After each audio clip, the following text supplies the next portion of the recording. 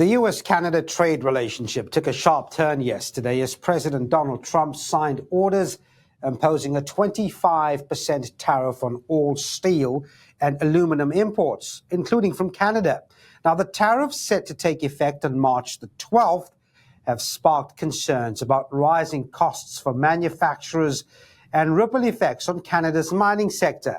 Canadian officials, including Industry Minister François-Philippe Champagne, have vowed to defend critical industries that supply essential metals for U.S. sectors like defense, energy, and automotive. Now, to help unpack what this means for the Canadian mining fraternity, we're joined by mining academic and the editor-in-chief of the Canadian Mining Journal, Tamer Elbokl, who has previously warned about the fallout of such tariffs.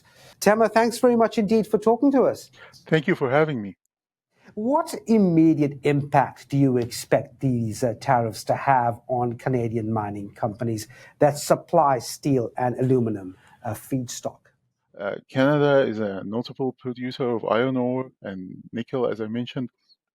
Those are two main components in the steel production.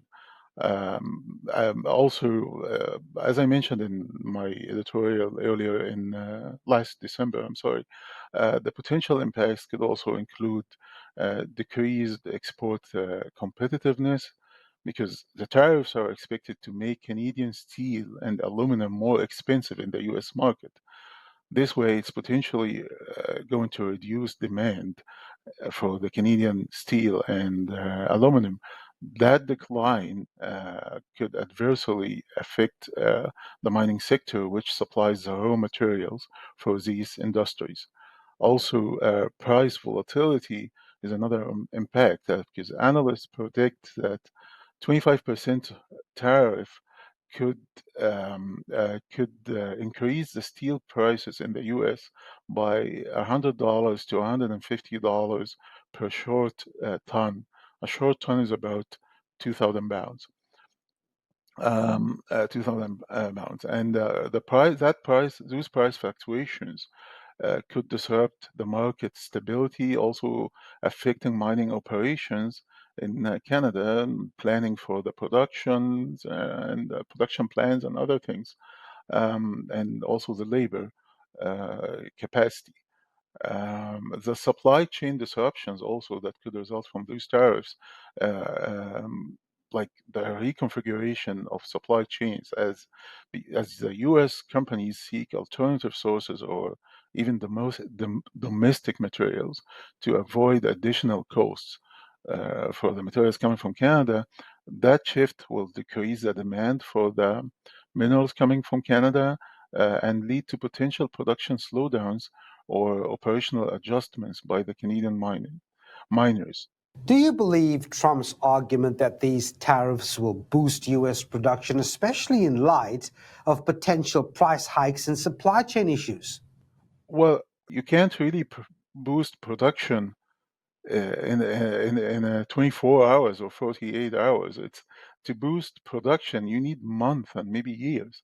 So you're still going to be affected. Even production, like the steel manufacturing in the U.S. will still be affected by the supply chain disruptions, because you won't be able to immediately replace the supply chain coming from Canada or any other place in the world by domestic production, because that requires new permits, new mines and increasing even the production from existing mines.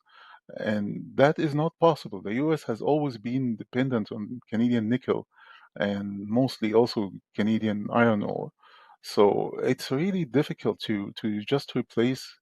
It's not a switch that you turn on or off, replacing Canadian minerals with US production. And I believe we did have this happen before. This is not a new thing. I mean, you travel some time back, and you will see that the attempt to actually introduce tariffs and prop up the steel industry in the United States didn't amount to much. We've been here before, and I'm guessing that you think we will have a similar fate this time around as well, wouldn't we? This morning, I was asked in a different interview whether I was surprised by the move or not. I said no surprise at all. I wasn't surprised at all. It's like deja vu, as you said. Like it happened before in 2018. It got us nowhere. It did not help the domestic steel manufacturers in the U.S. at all. Actually, they complained about it. It also like there's no surprise. It was going to happen. It was bound to happen ever since this administration was elected in last November. It's as I like to call it. It's the weather has been, or the forecast has been Trumpy with a chance of tariffs. Tamer, I want to ask you, and I want to put specific focus on Quebec and Newfoundland. Um, how vulnerable are these operations to the trade shock that we just see now? The mining operations, especially in Newfoundland and Labrador, is really more of iron ore and nickel. So the iron ore is in the Tariff region of Labrador and of Newfoundland and Labrador, and the nickel comes from Vale's Voices Bay a mine over there. And those are two really big operations, and they supply a lot of nickel and iron ore to the States, to China, to the European Union, to Australia, to Japan, and even South Korea. So those are really main operations in the Newfoundland and Labrador. How far and how immediate the impact would be on the mining operations in Newfoundland and Labrador and in Quebec and in Ontario, I'm not sure it will be really immediate. It might be, it depends on the contracts in place. Like, for example, Valley has a contract with Tesla to provide nickel for electric batteries. Is that going to be affected by those kinds of tariffs? Like it's a ripple effect. Maybe it could be a trickle down effect, because if you have to adjust your production landscape, and you have to find other contacts or other markets for your nickel, are you going to be able to stay and abide by your contract with Tesla? Like it affects everything. It doesn't only affect the steel and aluminum manufacturing. It also affects the electric vehicles and manufacturing and battery manufacturing, because a lot of these minerals come from Canada, and specifically from Newfoundland and Labrador, Quebec, and Ontario. I want to know how investors should be digesting this at the moment. A lot of investments into mines that would be effective. A lot of shareholders, they'll be watching how Canada and America handle this, right? For example, you've got leaders like Catherine Cobden from the Association of Steel Producers calling for immediate retaliation. What countermeasures would you recommend Canada take to ensure that, both on the ground side and on the investment side, we get as much stability as possible? I mean, what's the right route out of this? Well, like the American administration, they do not understand the Canadian way of being nice.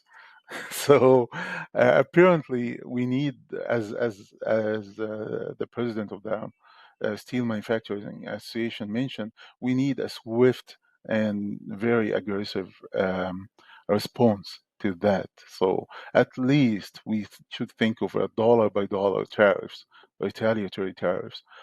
We should also, as some political leaders mentioned, and I mentioned that before that in my my editorial for December, last December, that we should be imposing tariffs on Teslas in Canada. 100% tariff on Teslas that would be effective immediately would really get that administration to rethink what they are doing to Canada. Well, we're going to have to leave it there, but thanks very much indeed for your insights. Tamer Elbokl is the editor-in-chief at the Canadian Mining Journal. Thanks very much indeed for talking to us. Thank you so much, Devan, for this opportunity. Thank you for having me.